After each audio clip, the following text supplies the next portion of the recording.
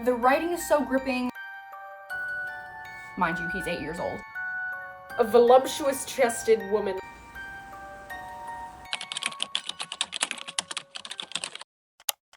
Good morning! I am racing to the library right now because I want to try to pick up a book that just became available before I have to go to work today. I picked up an extra shift tonight, so I won't have time at all today to grab it if I don't do it before work. And luckily the subway is in line with the library, but I have to get there first. It's a couple blocks away. We're gonna go pick up our first book for this video, which is gonna be Model Home by an author who I don't remember.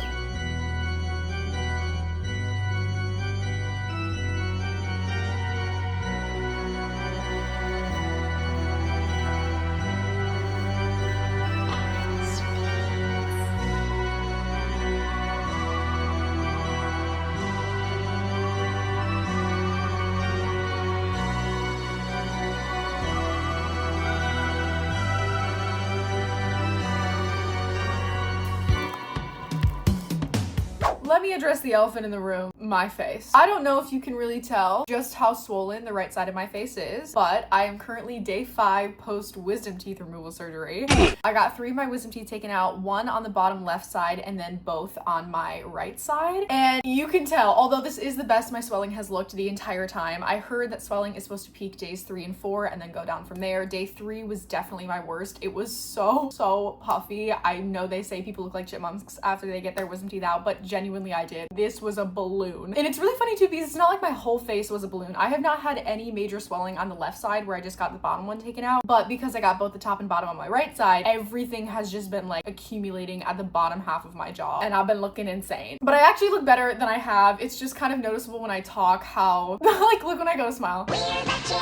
That is massive. Okay. Just wanted to address that though as well because it's also affecting how I speak a little bit. I'm getting a little lispy. If I'm stumbling over my words more than I normally am with my ADHD brain, that is why. But I wanted to update on where I'm at reading wise. Obviously you just saw I started Model Home yesterday by River Solomon. Actually read 133 pages of it last night. I stayed up until like 12:30. This was so good, or it is so good. I don't know what I'm saying. I haven't finished it yet. I didn't expect it to be as bingeable as it is. I started reading some more this morning and I'm on page 160, which is chapter 23, 56% of the way through. And this is just reading so fast. All of the books that I picked up so far in this genre, which I guess has only been 2, have been very bingeable, have been very fast paced, and that's something I really appreciate. Obviously, reading thrillers, mysteries, horror, suspense, those are not my go-tos. Romance, literary fiction, fantasy, Greek mythology, those are all in the normal realm of books that I normally read. Not that I haven't ever read books in this genre before, I just don't tend to frequent them. I usually just pick them up upon recommendation, which is obviously the thing that inspired this video. I got all of these recommended to me by people that follow me on Instagram, which are really just my friends because I don't have many followers that I don't personally know on my Instagram, so thank you to my friends. Shout out you guys. Wonderful friend Kyle, who also photographed my headshots for me, shout out Kyle Watkins Photography, recommended Model Home. The one that I did finish though in order to kind of start getting through some of these recommendations was Dark Matter by Blake Crouch. I finished this yesterday. Finally. I've been on this for like a week and a half. Honestly, I've been in a bit of a reading slump since my recovering journey. Normally you'd think afterwards this is just a perfect excuse to like lay around all day, eat ice cream and read. Laying around all day got so boring by day 2. I was like, I don't want to do this. My attention span was awful. I just wanted to like scroll on TikTok, which is not great at all. But like if I would start a movie, I would get bored and I wouldn't be able to finish it. Like I have been watching People We Meet on Vacation for 3 days now. I still have yet to finish. All that being said, I really enjoyed this, but I will say, I think I just picked it up in an awful time. Reading it in such small chunks has kind of affected the pacing of it and affected its impact on me. This was so interesting and fun. I never really knew where the story was gonna go. Even though I would read it in such small chunks, every chunk that I would read would fly by. The writing is so gripping, the scenario and the things that our main character is dealing with in this are very gripping, and you want to figure out the mystery of number 1, what's going on, and number 2, how can he right everything that's went wrong. This is about a man named Jason Desson who gets abducted one night and then he wakes up in a world that is very similar to his own but is not. In this new world he is an acclaimed scientist. In his previous he was just a physics professor at a college. His wife is not his wife, his child was never born. Since getting abducted he has no idea how he was dropped into this place. He doesn't even know if this world is real, if it's not, if this is all an elaborate prank. The whole thing of this book book is like trying to get back to the world that he knows and loves and figure out what's going on. I love this. This came out in 2016, which feels very, I'm not gonna say why it makes sense to me, but I feel like what was going on in movies at the time as well, the concepts that people were trying to like branch out with, it makes sense why this popped off so well. The writing was some of my favorite part about this. It's so immersive. It gave the right amount of description for things that you would see in the environment, hear in the environment, without piecing everything together in a nice, neat little bow. You're gonna feel just as disoriented as he did when he woke up in a world where he has no idea what's going on, no idea who he is. I am only gonna give it a 4.25 stars because anything higher just feels a little bit disingenuous because I didn't rave over it the way that I thought it would because I was in a slump while I was reading it. And then this one, I don't even know what to make of this one yet. So look at the cover, right? We're dealing with a house. Something that immediately stuck out to me was the writing style. This writing is so specific, so heavy. There's so much emotion behind these sentences in the best way, because I don't mean this sarcastically, but it feels like everything that was written in here was a choice. I don't mean that in a bad way where it's like, that's a choice. The run-on sentences that either use too many words and make it feel like it could have been simplified and said in a less confusing way feels like it was done with the intention of either like disorienting you or just like allowing this feeling of like eerie dread to seep in behind the words. I feel like there's so much subtext to the words that are on the page. There definitely is. And so it's just creating this like sinister, eerie vibe while you're reading it, and it lets you know that like something's gonna happen. Something is going on, but the reader doesn't really know what yet. I'm still not even really sure if this is like paranormal. It's leaning to be sort of paranormal, but I didn't know if it was like an entity that's haunting our main character, if it's just the way that trauma manifests itself. I'm so intrigued. I thought this was gonna be a cut and dry horror book at the beginning. As we're getting more into the nitty-gritty of the family dynamics and the inner world of our main character, Ezri, this is so much more about generational trauma and just trauma itself. Identity, gender identity, that's another thing that our character, I don't want to say is struggling with, but it's always been a lens at which the world has treated her differently. Also, this is a Black family that was raised in a place called Oak Creek Estates, which is a gated community in North Dallas. So it's like an all-white, hoity-toity neighborhood. They were always treated differently growing up because of that as well. It's very interesting the way that it doesn't just outright say like, I have struggled with my sexuality, with my gender, and you don't even realize that that's like a layer to their character until you see the way that people respond to them and have responded to them throughout their lives. It's not horrifying the way that other horror books I have read made me feel, but I'm hoping that we're building to that. So that's all I'm gonna say. 56% of the way through. I'm along for the ride. It reads so fast.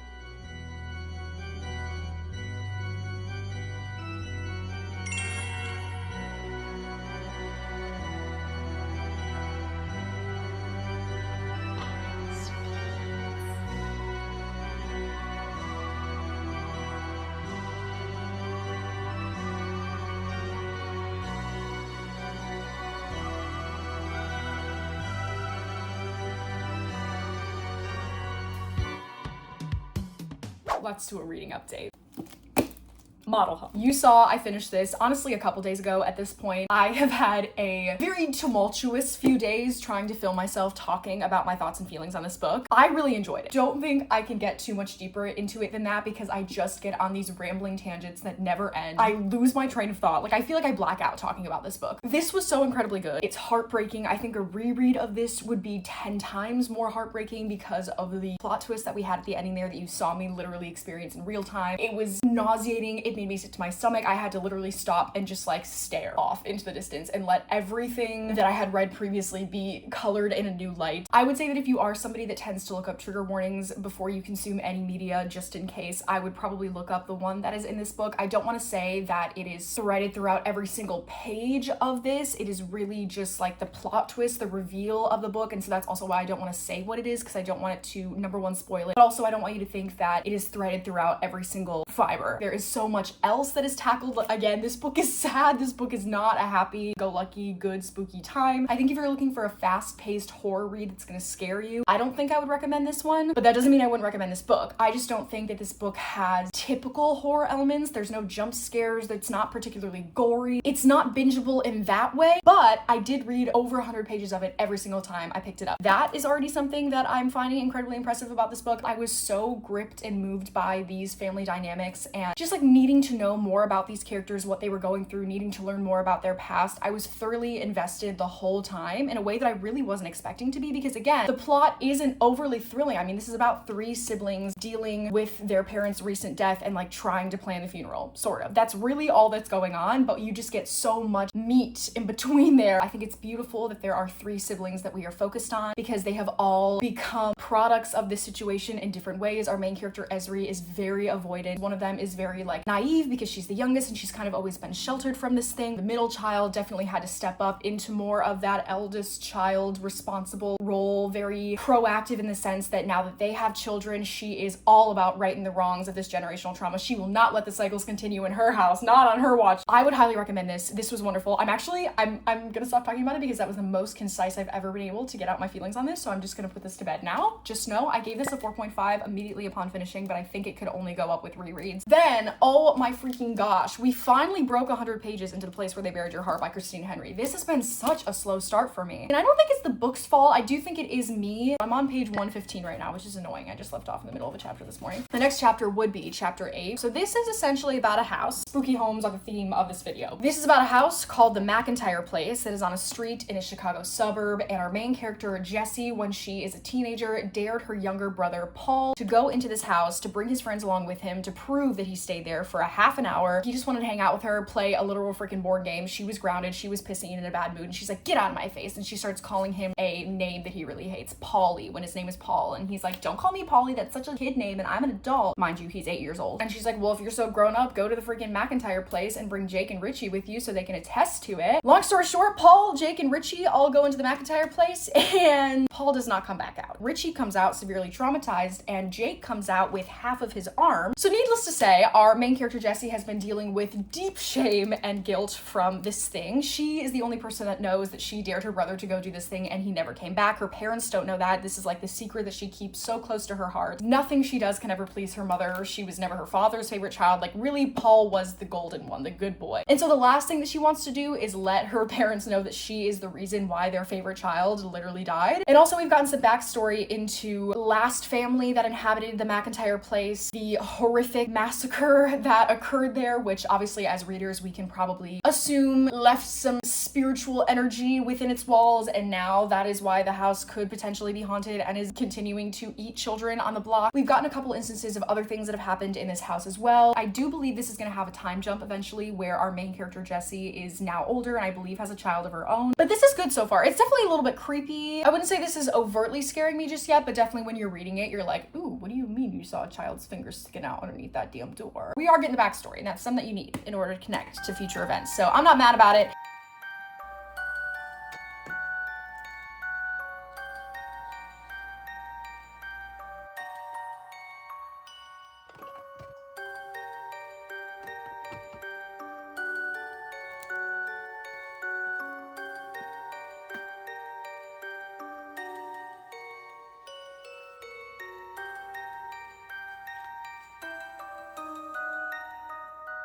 I'm back to me walking. I'm currently headed to my third double of the week, but I did stay up a little bit after my shift last night to read some more. I got to part 2 in the book. It isn't bad to say this book is kind of boring me. I know that one book talker, Kaylee, who like is honestly, I feel like spearheading this resurgence of SUMMERWEEN. She said it was like one of her favorite books of all time now. I wish I was liking it a little bit more. I will say I'm glad that the book is airing on like having more happen than less. The house is tormenting people, killing people actively. It's not like nothing is happening, but it feels like the same few things keep happening. And it's almost falling to the trap where it's like you're exposing us too much to the monster, too much to said thing, that the audience is getting desensitized to it. At least I feel that way. I just don't feel like, I feel like the house is showing her bag of tricks a little bit, and I need her to be a little bit more mysterious for me to feel like there's something to figure out. I didn't end up finishing this the day that I talked to you last, but I finished this yesterday. I like listened to the last little bit of it on Spotify. This book just wasn't for me, which I'm really bummed about because I feel like I'm missing something. Obviously I got it recommended to me. I feel like a lot of people are liking it, but it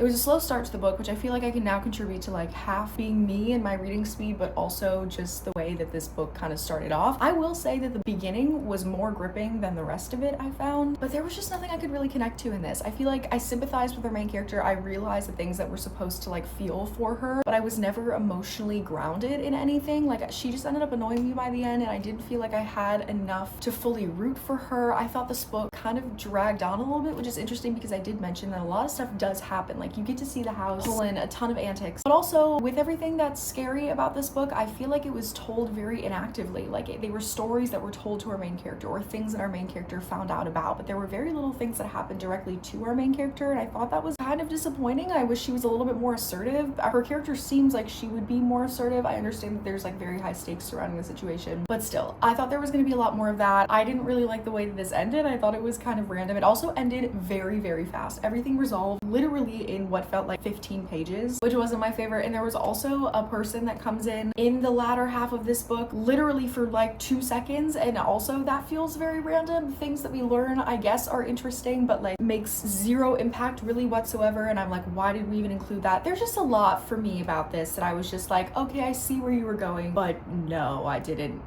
feel anything. I think I'd give this like a 2.75 to 3 stars, which feels really, really low. I feel like I could just give it a 3. It wasn't bad. If you are a fan of Monster House though, if you've ever been a fan of that movie, I think you will like this though. I understand why this book is recommended. It is a house doing a bunch of creepy things. I feel like that would be the only reason I would recommend this book.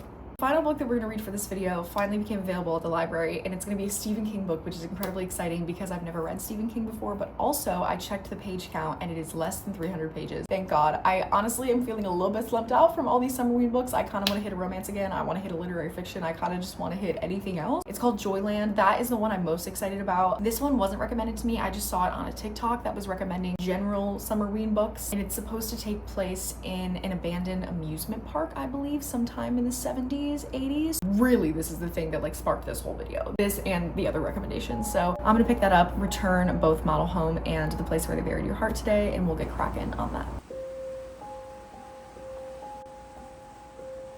Joyland. I'm kind of too little in to actually give much of my thoughts and feelings on this, but I just want to correct that it's actually not about an abandoned amusement park. Actively, our main character, Devin Jones, is in college, and he has just gotten a summer job at Joyland Amusement Park because he has nowhere else to be because his girlfriend basically ditched him for a different job in Boston, even though they were supposed to spend this summer doing their like on-campus jobs together. He is a heartbroken, down on his luck teen, a 21-year-old virgin, as he loves to remind us. This has great small town beach vibes. Also feels very cozy, like it's gonna be one of those cozy mystery books. Also, just look at the cover. Like, this cover is insanely gorgeous, aside from the, you know, water damage and everything else. Thank you, New York Public Library. Actually, thank you, New York Public Library, for letting me read this for free. But I'm loving this. This looks like all of the old book covers that we had on display when I did Dirty Books, especially because we got a voluptuous chested woman on the top. Yeah, and we just learned the backstory to why some of the employees think that this place is haunted. A murder took place about 4 years prior to when this story does, in the summer of 1973, but a lot of employees have claimed to see said woman. This isn't the woman, by the way. There's called like the Hollywood girls or something that walk around. They're basically the people that take pictures of you, and then afterwards are like, I took this picture of you, do you want to buy it? See, she's holding her massive camera here. So one of these women took pictures pictures of the man, and his face was on the news and things like that afterwards. One thing about Stephen King, which I've never read a book by him before, so this is all new to me, I have had to have Google on standby. There are so many references at the time that I simply do not understand. I know so little about history. I'm not saying that's a good thing. I'm just saying that a lot of like the references and the way that his characters speak, I'm not getting it. And so I have to have Google pulled up to better plot me in the times. Also, I will say that the cast of side characters in this are all incredibly interesting. One of the employees that works at the amusement park is like an old carny guy, they keep calling him. There's like a fortune teller woman that works at the amusement park as well. The woman that he is renting a room from. My first impressions are that this is giving Knives Out in the way that like each character has their clear archetype of like this extravagant otherworldly quality to them. I'm 15% of the way through, literally on page 45. Also, oh incredible, there's no chapters. There are little hearts though that separate the moments, so that's kind of cute.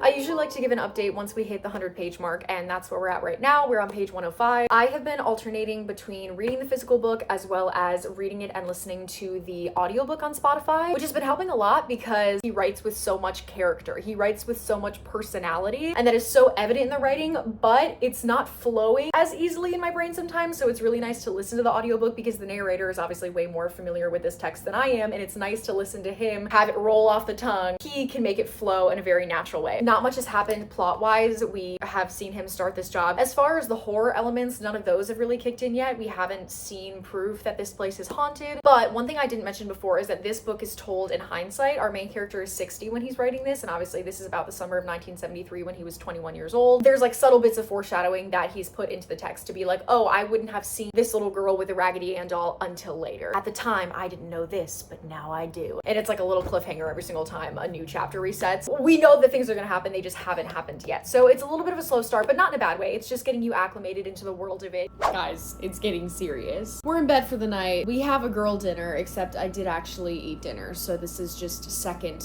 dinner. The Himalayan like pink salt popcorn, whatever the hell that brand is, so good. Little sweet caramel cookie crunch Talenti gelato, water. I'm gonna put on some spooky ambiance. So much has happened since I last talked to you. I saw The Odyssey. 2 days after that, we went to the Met Cloisters, one of my favorite places in all of New York City, to hang out. I read a little bit while I was there, but not Joyland. I read A Love Song for Ricky Wilde by Tia Williams because that was my book club book. I've been mainly reading that. I've been working a shat ton. I've been lollygagging. Honestly, I have no excuse, but I need to get more into this. I just don't want to be on it anymore. It's not bad. I just like, it's really hard to like it when I don't read it for a full week. Summerween ambiance. Oh my God, this makes me emotional. POV Halloween in the 90s. Oh.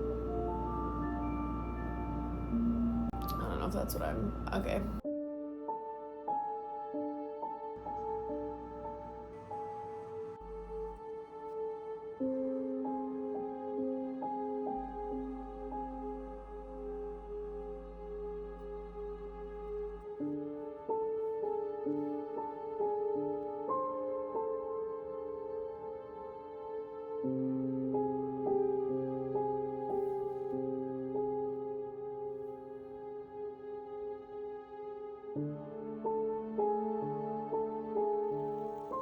I just left off on page 225, so I don't have a lot left in the book to go. There is something so sweet happening right now for one of the characters in this book. Every day to and from work to Joyland, he passes by this big Victorian house on the beach, and there is a mother named Annie and her child Mike who has muscular dystrophy, and for most of the summer he would like pass them and kind of like wave and nod politely, but recently we've gotten more into that meeting, and he's just struck up this wonderfully adorable bond with the son. And so something is happening right now at Joyland for him, and it is just so wonderful to read about because it's happening for the kid to like make his day, but also it is inadvertently happening for our main character Devin. There's just great found family in this book. I mean, the coworkers that he meets upon his first summer there that he is still in contact with, who are around his age and like now off to college. There's also the way that like his carny coworkers that are hard asses. It's like that thing in male relationships where they don't come out and say like, hey, I care about you, but they do all these gestures, and it's a way to be like, I've got your back, and I'm not gonna say much else than that, and like know your place. Literally his boss told him this day is as much for you as it is for him because you have